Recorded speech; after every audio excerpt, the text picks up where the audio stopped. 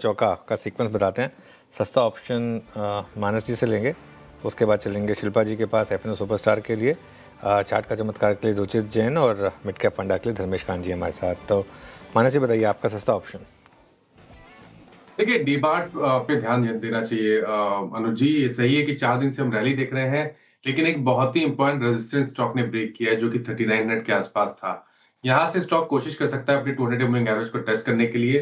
तो डीमार्ट का 3950 3950 के ऑप्शन में, कॉल ऑप्शन में खरीदारी करने की राय रहेगी। 85 रुपीज के आसपास ये ऑप्शन ट्रेड हो रहा है। 64 रुपीज का आपको स्टॉप लॉस लगाना है और 125 रुपए के टारगेट सेट करना है। ओके, एवेन्यू सुपरमार्ट की 3950 की कॉल रिवर्सल खेल रहे हैं मानस जी यहाँ पे। शिल्पा जी आपका एफएनओ सुपरस्टार। जी बिल्कुल वीरेंद्र जी, यहाँ पे अदानी एनर्जी सोल्यूशन पे ध्यान रहेगा। 1015 पे फ्यूचर्स ट्रेड कर रहा है। यहाँ पे 995 के स्टॉप लॉस से आप लॉन्ग जा सकते हैं। 1040 का पहला टारगेट है, अगर ये सस्टेन होता है तो 1060 भी आप देख सकते हैं। ओके, तो ये हो गया एफएनओ सुपरस्टार में अडानी एनर्जी सोल्यूशन पर खरीदारी की राय शिल्पा जी की तरफ से। चार्ट का चमत्कार रुचित जी क्या चुन रहे हैं आप? जिंदाल स्टील है मेरे ध्यान में, जहाँ पे एक अच्छी तेजी शॉर्ट टर्म में रह सकती है। Stock already high top high bottom के स्ट्रक्चर में है। जो भी करेक्शन रिसेंटली आए थे उसमें 20 डेमा स्टॉक के एक अच्छे सपोर्ट बने हैं। सो आई थिंक ये अपमूव कंटिन्यू रहना चाहिए करंट लेवल से।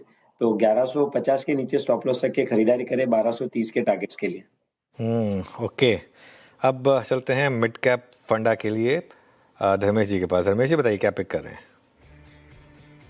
अनुज जी, मिड कैप फंडा के लिए ओरियन प्रो सॉल्यूशंस लिमिटेड पे बाई करने की सलाह देगी। आईटी स्टॉक से जैसा स्टॉक्स से बाई करने की बात कर रहे थे उसके लिहाज से ये दिया जा रहा है।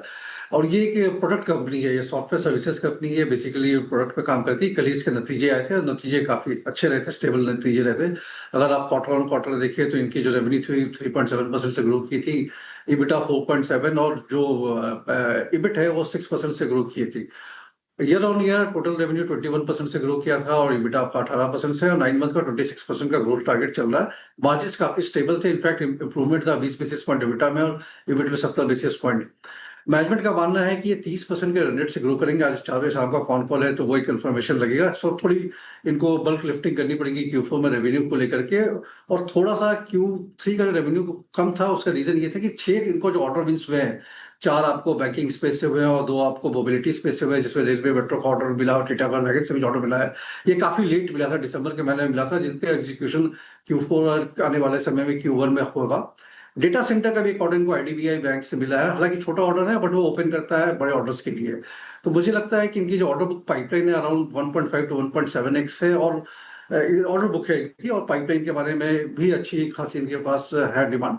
16-17 की पी मल्टीपल पर ट्रेड करा FY27 के अर्निंग से। तो इस गिरे हुए भाव पे अगर रिस्क रिवॉर्ड रेशियो काफी अच्छा बैठता है और एक साल का नजरिया हो तो इसे बाई करने की सलाह रहेगी ओरियन प्रो सॉल्यूशंस लिमिटेड।